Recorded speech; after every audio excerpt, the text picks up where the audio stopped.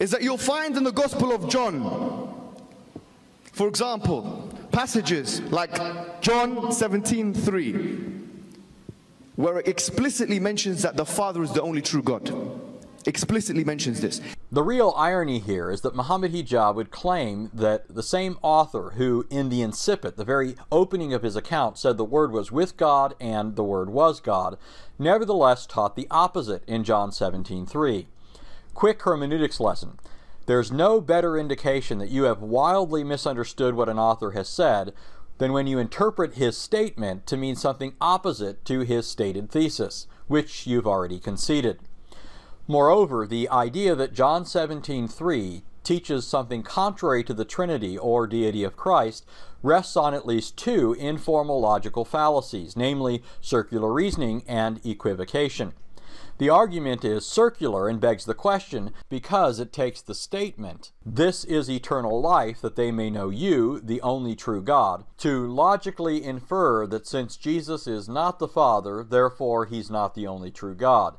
But this would follow only if you first assume that God is unipersonal rather than tripersonal, which is the very point in contention, and so begs the question.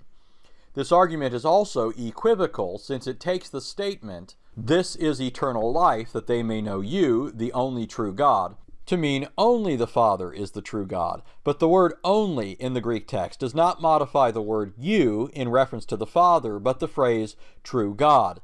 In other words, what Jesus says is the Father is the only true God. He does not say the Father alone or the Father only is the true God. In Trinitarian theology, the Father is the only true God. At the same time, Christians affirm that Jesus is one with the Father in his essential nature. Indeed, as John said at the beginning of his prologue, the Word was with God and the Word was God.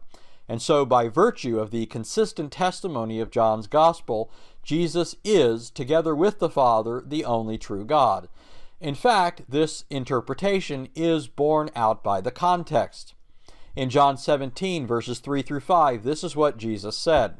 "This is eternal life, that they may know you, the only true God, and Jesus Christ whom you have sent. I glorified you on the earth, having accomplished the work which you have given me to do. Now, Father, glorify me together with yourself, with the glory which I had with you before the world came into being." That leaves us with only one question.